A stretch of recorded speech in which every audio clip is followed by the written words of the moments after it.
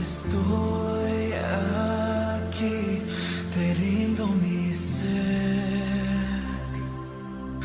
te rindo mi ser. Con tu amor, atráeme, Señor, vengo a tus pies, vengo a tus pies. A ti me rindo.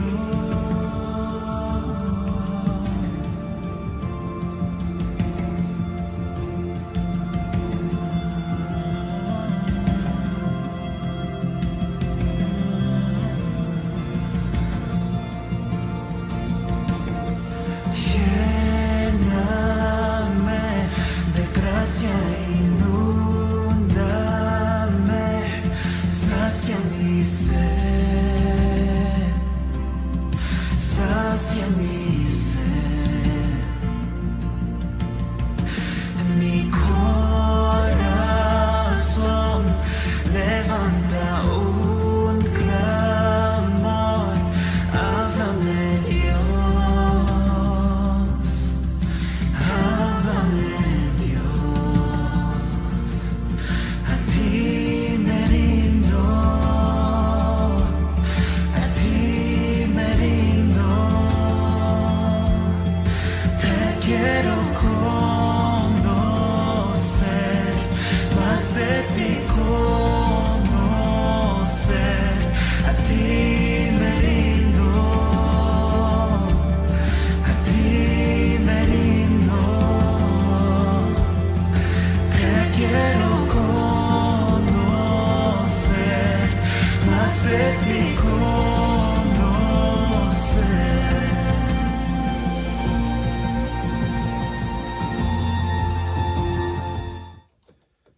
Dios te bendiga, ¿cómo estás? Espero que la gracia de nuestro Señor sea contigo, que Dios te arrope con su misericordia, que en estos días difíciles que estamos viviendo, el Señor a tu lado te infunda nuevos bríos, nuevas fuerzas, que no haya desafío que tú no puedas vencer, porque aún en medio de tiempos difíciles Dios no deja de ser Dios. Él, al contrario, muestra su abundante gracia. En este mensaje queremos ir a 2 Corintios capítulo 12 y vamos a leer los versos del 1 al 9. Hay un pasaje que es bien inspirador. Yo le he intitulado Bástate mi gracia, y la mera frase quizá te alude al pasaje específico. Es un momento donde Pablo está pasando por una prueba, una adversidad increíble, y le pide al Señor repetidamente, remuévela. Y el Señor le da esa frase, bástate mi gracia. Y vamos a profundizar un poquito en este pasaje. Y lo que vamos a descubrir es que Dios es tan maravilloso que cuando Él nos da gracia, Él siempre nos da suficiente gracia para enfrentar lo que sea. Pero vamos a entrar al pasaje. 2 Corintios capítulo 12, verso del 1 hasta el 9. Dice así la palabra de Dios. En el nombre del Padre, del Hijo y del Espíritu Santo. Ciertamente no me conviene gloriarme, pero vendré a las visiones y a las revelaciones del Señor. Conozco a un hombre en Cristo que hace 14 años, si en el cuerpo no lo sé, si fuera del cuerpo no lo sé, Dios lo sabe, fue arrebatado hasta el tercer cielo.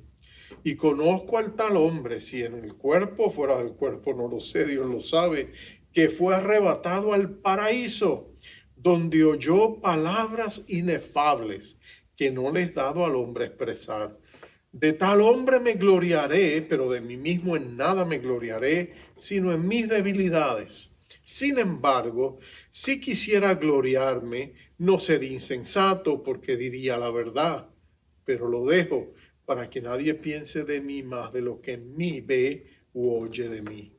Y para que la grandeza de las revelaciones no me exaltase desmedidamente, me fue dado un aguijón en mi carne, un mensajero de Satanás que me abofetee, para que no me enaltezca sobremanera. Respecto a lo cual 3 veces he rogado al Señor que lo quite de mí. Y me ha dicho, bástate mi gracia, porque mi poder se perfecciona en la debilidad. Por tanto, de buena gana me gloriaré más bien en mis debilidades, para que repose sobre mí el poder de Cristo. Dios bendiga su palabra. Vamos a orar. Padre, gracias una vez más por el poder de tu palabra. Hace renacer en nosotros la esperanza, la fortaleza. A veces cuando sentimos que no tenemos más fuerzas, tu palabra trae nuevo vigor a nuestro cuerpo y nos hace recordar de que todavía mientras hay vida hay esperanza. Y Padre, qué bueno que tú eres el Dios de toda esperanza y el Dios de todo consuelo. Háblanos ahora al corazón y ministranos por medio de ella. Espíritu Santo, enciende ese fuego profundo en nuestro espíritu para que hagamos tu voluntad. Y gracias una vez más por tu palabra que permanece para siempre.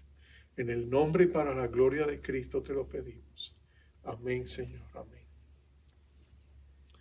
En su famosa novela Los Miserables, Victor Hugo, el autor francés, cuenta la historia de un hombre llamado Jean Valjean. Él era un joven que se robó una barra de pan para darle de comer a sus sobrinos, los hijos de su hermana, que se estaban muriendo de hambre. Pero lo arrestaron, lo metieron en la cárcel y allí pasó 19 años por ese simple delito. Esa era la justicia en Francia en esos días. Pero después de esos 19 años lo dejan salir y él sale de allá sin un futuro definido, sin familia, sin nadie a quien pueda llegarse. Y él llega hasta la casa de un obispo, un cristiano que está allí. Él lo recibe y ve la condición del hombre, sabe que es un expresidiario que necesita ayuda. Y este hombre es tan generoso, tan hospitalario, que le dice, ¿por qué no te quedas aquí a pasar la noche? Le da de comer esa noche. Le sirven sus mejores platos, platos de plata. Y el hombre come y se acuesta a dormir, Jean Valjean. Y el obispo se va a su recámara y también descansa.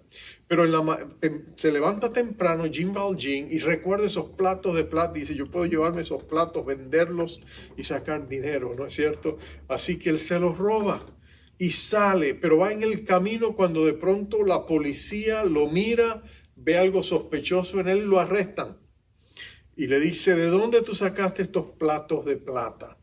Y él dice, el obispo, pues vamos, antes de llevarte a la cárcel, vamos a pasar por la casa del obispo para devolverle esos platos. Pero cuando llegan a la casa del obispo, el obispo ve inmediatamente lo que está pasando. Se acerca a la policía, él va encadenado, esposado, y vienen con los platos en una bolsa. Él ve lo que está pasando, le entregan la bolsa, le dicen, mire, encontramos este maleante que se robó sus platos, son platos valiosos, se los devolvemos. Y él abre la bolsa, saca los platos y le dice a Jean Valjean, oye, pero ¿y qué pasó? Yo también te di los candeleros de plata y no los dejaste, no te los llevaste, tómalos. No, este hombre no me ha robado, yo se los he regalado. Y de pronto Jean Valjean mira a este obispo con nuevos ojos. Y de pronto en su conciencia se despierta algo que estaba dormido, que había sido brutalmente acallado en sus años en la prisión.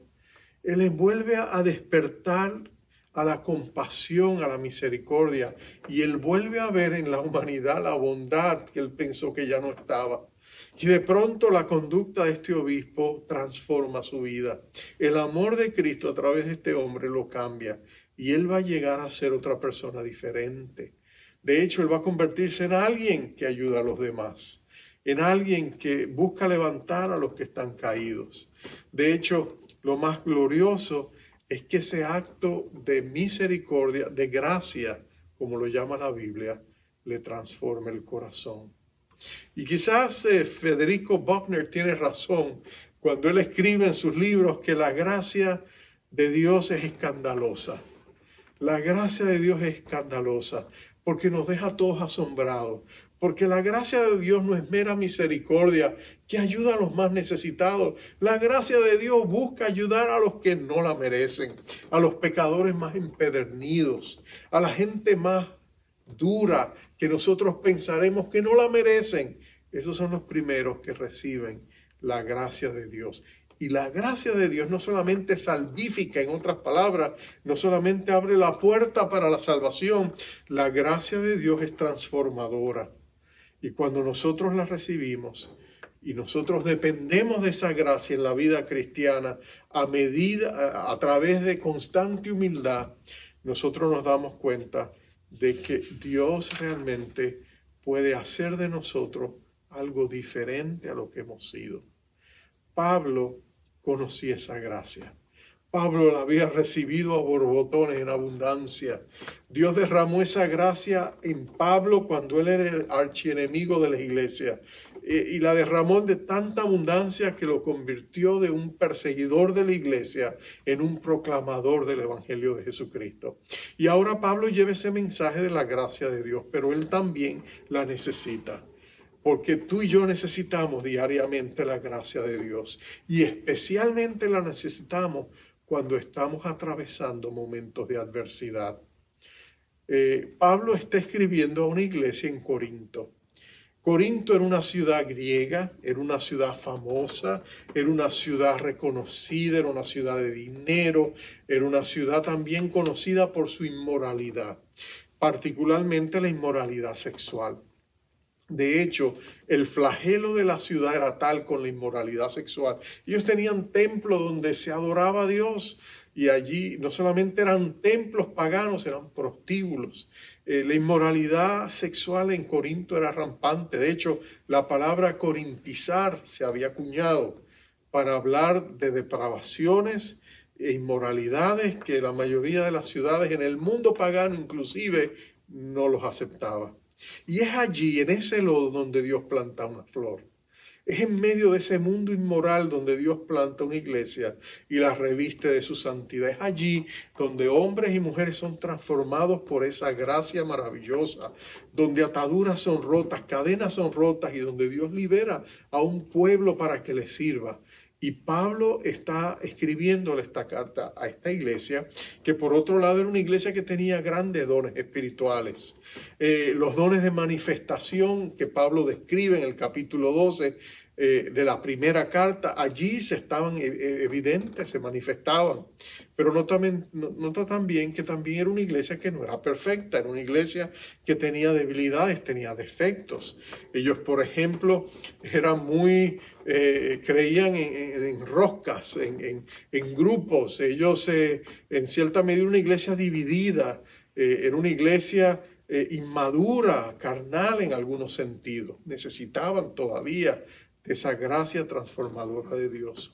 Pero ahora el problema es que después que Pablo se ha ausentado ya por algún tiempo, han llegado a esa iglesia un grupo de personas que se dan a conocer ellos mismos como los superapóstoles. No son ni siquiera apóstoles, son superapóstoles. En otras palabras, eran personas arrogantes que hablaban de lo que Dios había hecho a través de ellos, se exaltaban a sí mismos y denigraban y se quejaban de Pablo y constantemente lo atacaban, y ante los ojos de la iglesia habían causado una gran impresión con su rimbombancia y con sus alardes. Ellos habían engañado la iglesia en algunos sentidos, y Pablo tiene que escribir esta carta para volver a poner la iglesia en el camino en que deben ir. Y en estos últimos capítulos que la carta demuestra, Pablo ha estado defendiendo su ministerio. Un ministerio que no debió haber tenido que defender porque ellos eran sus hijos espirituales. Pero estos superapóstoles han minado tanto la imagen de Pablo en su propia iglesia que él tiene que levantarse y defenderse, y es lo que ha estado haciendo. Y llegamos al capítulo 12, donde estos grandes superapóstoles supuestos, ellos también hablan de sus grandes experiencias espirituales. Y Pablo tiene que trazar una línea y decirle: miren, si ellos se glorían, déjenme decirle lo que un siervo de Dios en realidad ha experimentado. Y Pablo está luchando consigo mismo, porque en ningún otro lugar tú ves que Pablo está defendiendo su ministerio como lo hace en Corinto. Pero Pablo lo tiene que hacer, y ahí Pablo pasa a dar un testimonio personal. Y Pablo nota su humildad, presenta este testimonio en la tercera persona. Él dice: conozco a un hombre, pero está hablando de sí mismo. Pero Pablo no está tratando de que la gente se enfoque en él como estos superapóstoles hacían. Así que él está hablando de sí mismo en la tercera persona. Y él está diciendo que este hombre tuvo una experiencia de ir al tercer cielo. Si fuera el cuerpo, fuera del cuerpo, Pablo no sabe, él no lo puede explicar, pero sí está seguro de lo que ha pasado. El tercer cielo para ellos, sabemos lo que significaba. En los tiempos antiguos se hablaban de los tres cielos, ¿no? Se hablaba el cielo atmosférico, donde están las aves y las vemos volar, donde ahora vuelan los aviones. Pero más allá de ese cielo atmosférico, nosotros sabemos que está el firmamento, las estrellas, los planetas. Ese era el segundo cielo. Y el tercer cielo, obviamente, era donde moraban los dioses, o en el caso de nosotros que saben la verdad, donde Padre, Hijo y Espíritu Santo residen. Es el cielo de esplendor y de gloria donde van los santificados después que mueren. Y allí Pablo se presentó. Pablo tuvo la oportunidad de visitarle. Dios le dio, por decirlo así, un viaje al cielo. Y le mostró, y dice que él allá vio y escuchó cosas inefables que él no podría ni siquiera poder explicar. Él vio cosas maravillosas, él vio cosas gloriosas, pero él estuvo allí. Y dice que Dios le mostró tantas cosas, pero después de esa suprema experiencia, nota que Pablo dice que le fue dado un aguijón en la carne. Y con el propósito de que él no se ensoberbeciera, él no fuera arrogante, no fuera orgulloso. Él le dio un aguijón, Dios permitió que el diablo le abofeteara con un aguijón en la carne para mantenerlo humilde, dependiendo de Dios. No sabemos qué fue ese aguijón en la carne. Las teorías abundan. Cada persona, Spurgeon solía decir que mucha de la gente que escribí trataba de identificar el aguijón de la carne, usualmente hablaban de sus propias debilidades. Y en cierta medida tenía sentido, pero la realidad es que no sabemos. Quizás la teoría más creíble, más verosímil, sea la que los padres de la iglesia Tertuliano y Jerónimo avanzaron, y que William Ramsey, el famoso arqueólogo y estudioso de la geografía bíblica, también estuvo de acuerdo, y es que en el tiempo en que Pablo fue de misionero, él pasó por ciertas regiones donde eran semilleros de la malaria vírica. La malaria vírica es una de las formas, si no la peor, de la malaria, y él piensa que quizás Pablo se enfermó en Panfilia en su primer viaje misionero, y que eso fue precisamente lo que fue el aguijón de la carne. La razón por que también parece que esa interpretación tiene sentido es porque la palabra que se traduce aguijón, la palabra griega skolops, realmente quiere decir estaca. Es como si le hubieran enterrado una estaca. Y cuando la fiebre, la malaria vírica se describe, habla precisamente de eso. Algunos la describen como un hierro candente que le atraviesa el cerebro. Una persona que lo sufrió, dejó este registro, dice, es un dolor demoledor que perfora las sienes. Es como si le metieran una cuña a uno en las mandíbulas. Uno llega al colmo de la resistencia del dolor. Y es posible que Pablo haya quedado con algún vestigio, algún remanente de esa enfermedad que periódicamente le afectaba y no le permitía hacer su ministerio, le afectaba su visión, le afectaba todo su cuerpo. Bueno, esa es la teoría de algunos. Si lo es o no lo es, solo Pablo lo sabe. Pero lo cierto es que nosotros no lo sabemos. Pero sabemos esto. Sabemos que 3 veces él le pidió a Jesús que se lo quitara, que se lo removiera, que lo sanara si era una enfermedad física. Cuando él dice 3 veces, bueno, los judíos tenían una manera de decir 3 veces, que es como el equivalente de nosotros decir un montón de veces le pedí al Señor. 3 era el número que creaba la infinitud después, ¿no es cierto? O si fueron 3 veces específicas, no estamos seguros, pero lo cierto es que repetidamente él le pidió al Señor que lo removiera. Y ahí es donde Dios le dice esta gloriosa y poderosa oración. Le dice, bástate mi gracia, porque mi poder se perfecciona en tu debilidad. Bástate mi gracia, porque mi poder, dice el Señor, se perfecciona en tu debilidad. ¿Cómo sucede esto? ¿Qué provisiones hace Dios que nos asisten en estos momentos de suprema aflicción?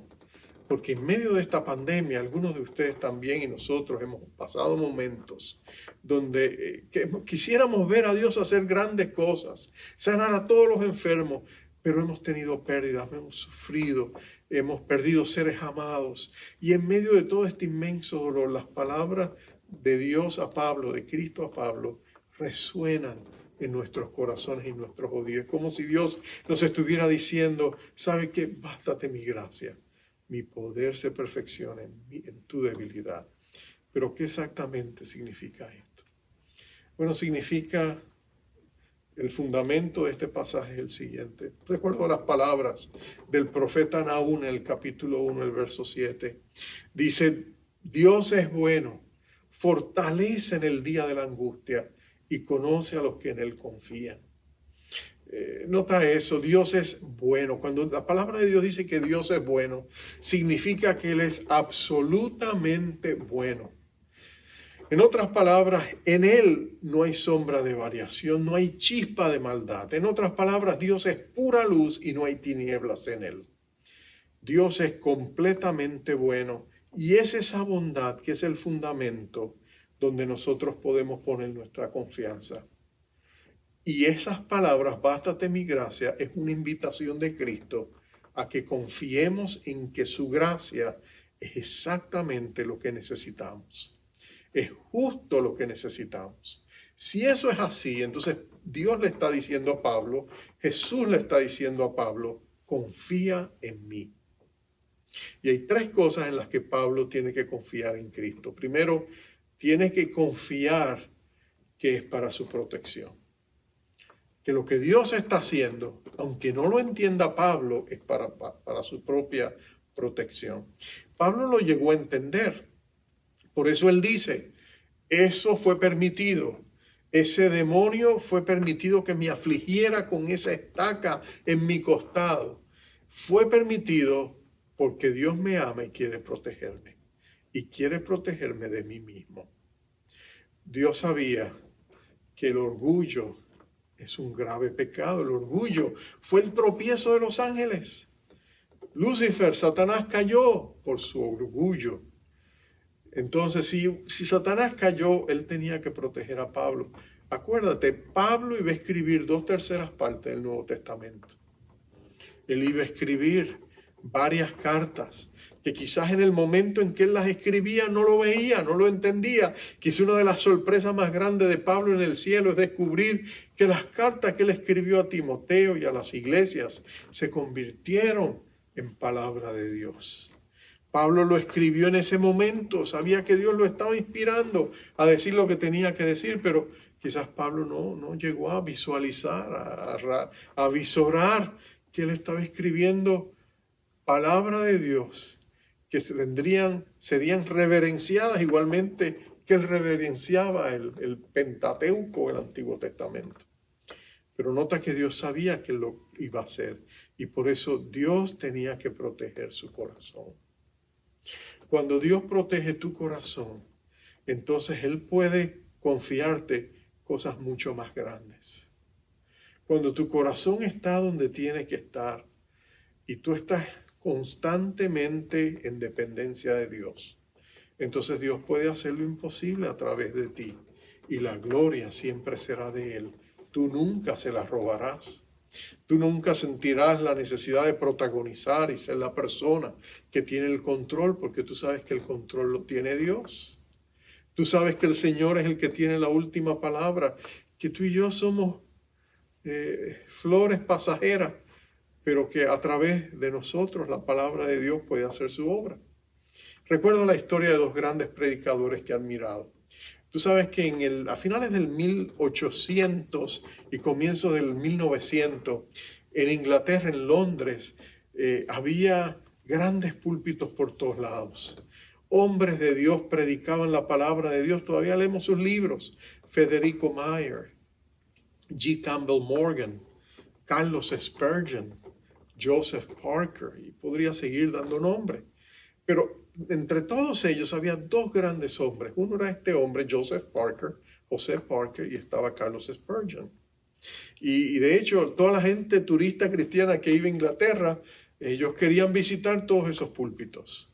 Pero recuerdo en una ocasión a un turista que le preguntaron, leí sus palabras, le preguntaron, ¿qué hiciste? Y dice, bueno, en la mañana fui a escuchar a Spurgeon, en la mañana fui a escuchar a Parker, y en la noche me fui a otra iglesia donde predicaba Spurgeon y escuché predicar a Spurgeon. Y alguien le preguntó, oye, ¿y qué te impresionó de ellos? ¿Cómo los viste? Y él le dijo, bueno, mira, en la mañana cuando yo escuché a Parker y lo escuché predicar, mi conclusión fue, ¡qué hombre! ¡Qué elocuencia! ¡Qué dones de predicación tiene este hombre! Salí de allí impresionado por Joseph Parker. ¿Y qué pasó cuando escuchaste a Spurgeon? Le preguntaron. Bueno, cuando yo terminé de escuchar a Spurgeon, muy elocuente, tanto o mejor que el mismo Parker, pero cuando yo terminé de escuchar a Spurgeon, yo terminé pensando, ¡qué gran Dios! ¡Qué maravillosa gracia! ¡Qué poderosa misericordia para nosotros los pecadores! Me sentí más cerca de Dios que nunca. Entonces la opinión era subjetiva, pero nota esto. En uno tú tenías un sentido de la presencia de Dios. En el otro solo sentías admiración por un gran predicador y por un gran siervo de Dios. Pero ¿notas la diferencia? A veces Dios tiene que proteger nuestros corazones. Hoy día yo todavía tengo volúmenes de Carlos Spurgeon, tengo todo un montón de libros de escritos de los sermones de Carlos Spurgeon. Y cuando los leo me nutro espiritualmente. De Joseph Parker no creo que tengo uno, aunque he leído algunos de sus mensajes. Pero ¿sabes qué? A veces tú y yo necesitamos que Dios proteja nuestros corazones.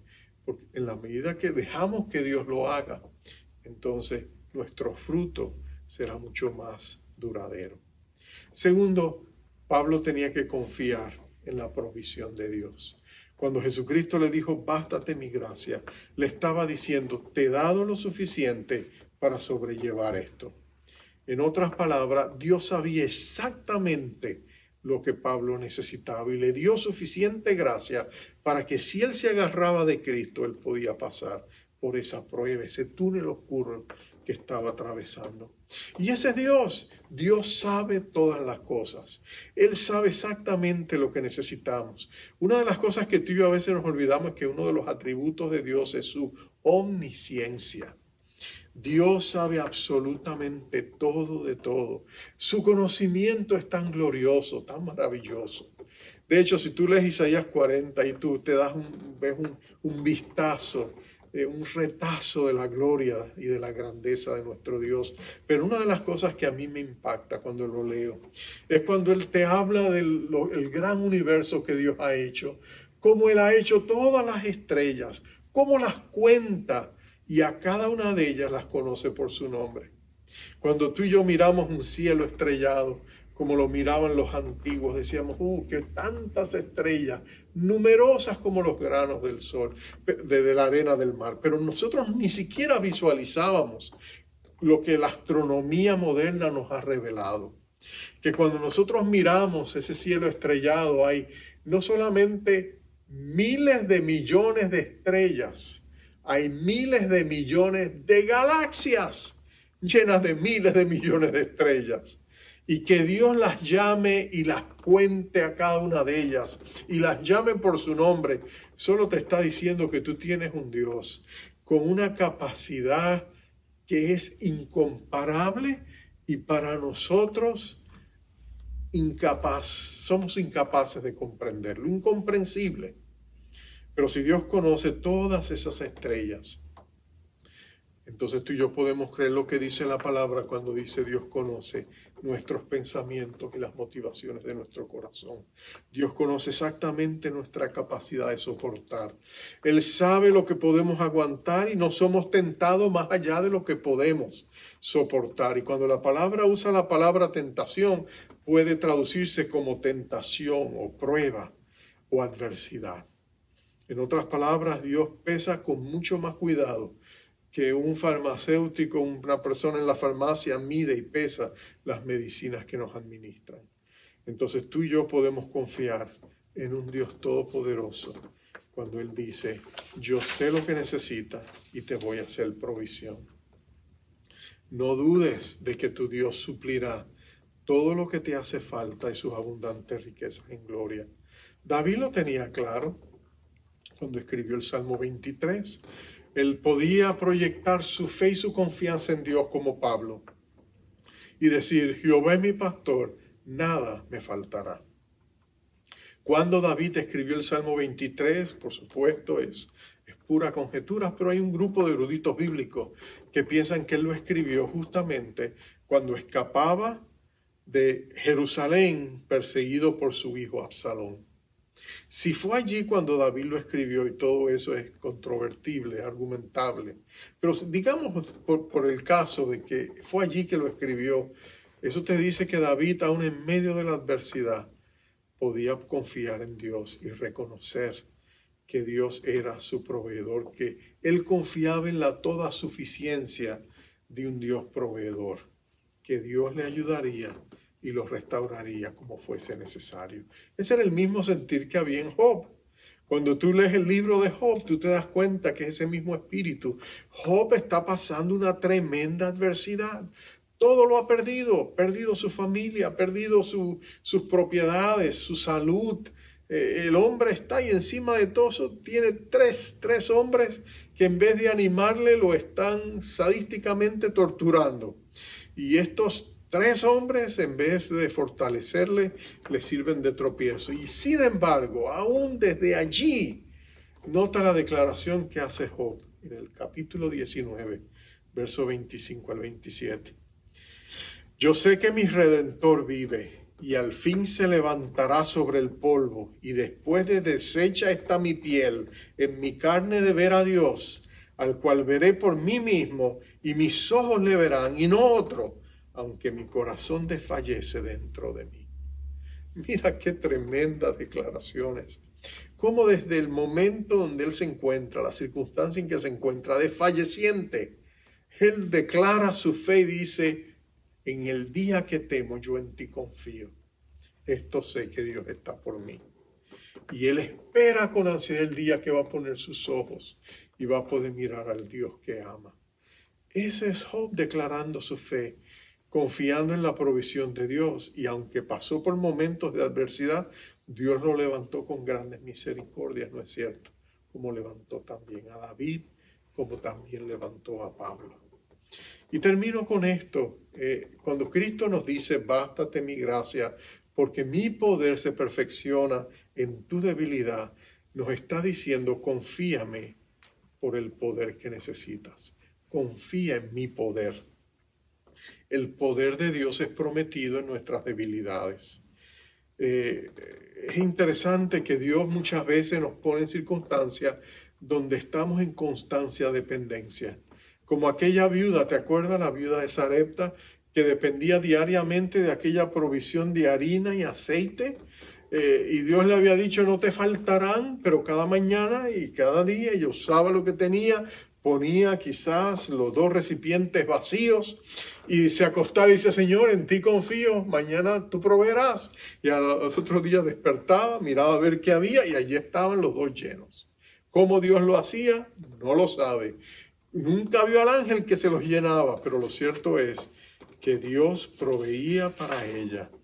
Bueno, Dios provee también para nosotros su poder. Él dice: no habrá prueba o situación que yo no te dé el poder para soportarla o para salir adelante. Somos humanos, somos de carne y hueso. Muchas veces tú y yo nos desesperamos. Muchas veces levantamos nuestro clamor al cielo y decimos: Señor, pero ¿cuánto más? ¿Por qué? Y Dios nos dice: bástate mi gracia, porque mi poder se perfecciona en tu debilidad. Por eso es que nos cuesta ir a ese altar y ponerlo todo ante el altar de Dios. Nos cuesta ir y decirle: ¿sabes qué, Señor? Dependo de ti.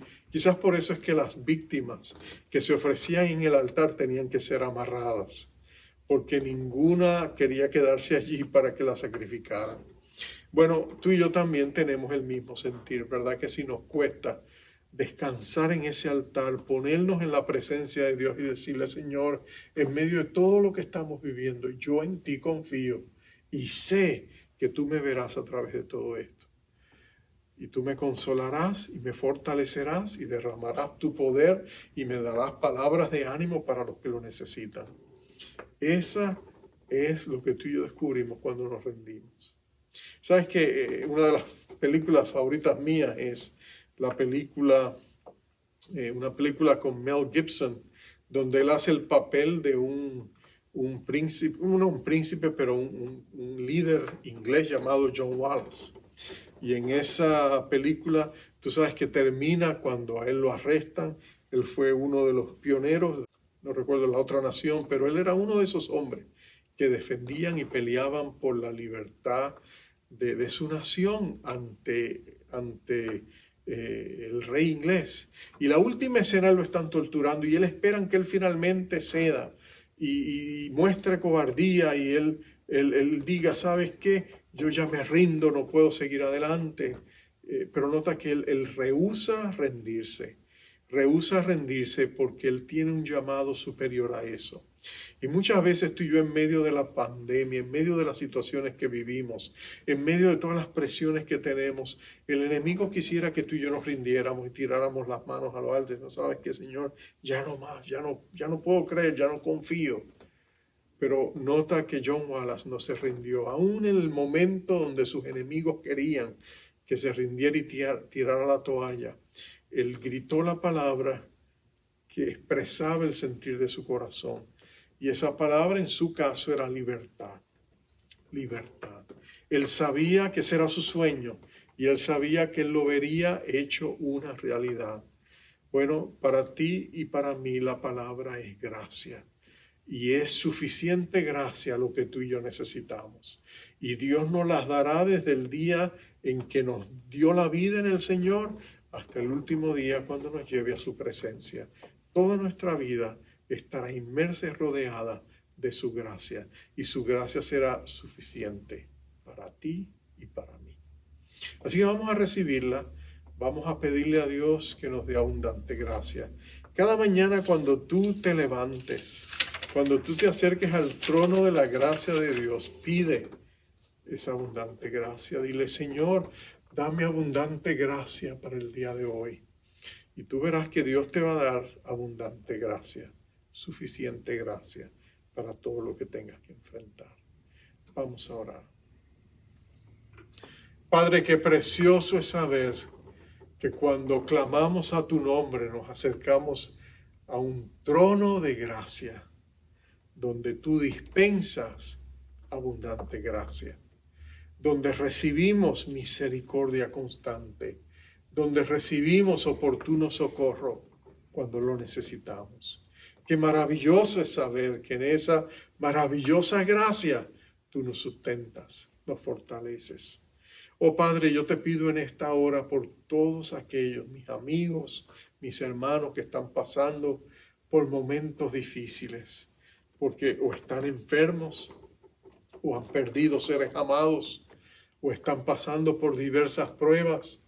Señor, nosotros extendemos a ti nuestras manos y nuestros corazones y te pedimos, oh Dios Todopoderoso, danos abundante gracia, danos gracia suficiente para todo lo que tenemos que enfrentar y llévate la gloria por lo que vas a hacer.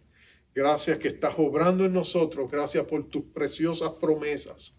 Gracias por tu pacto inquebrantable. Gracias porque tú nunca nos abandonas ni nos desamparas. Gracias por estar aquí. Y yo te pido que bendigas a mis hermanos con las tiernas misericordias de nuestro Señor Jesucristo. Y recibe la gloria por lo que estás haciendo y lo que vas a hacer. En el nombre de Cristo Jesús. Amén. Amados, que la gracia de Dios sea contigo. Sigamos confiando en Dios. Sabemos que vamos a atravesar este desierto, pero también sabemos que nos espera gloriosas promesas que Dios nos va a cumplir cuando nos levante con sus tiernas y abundantes y grandes misericordias. Así que les envío con la bendición sacerdotal. Jehová te bendiga y te guarde. Jehová haga resplandecer su rostro sobre ti y tenga de ti misericordia. Jehová alce sobre ti su rostro y ponga en ti paz. Bendiciones.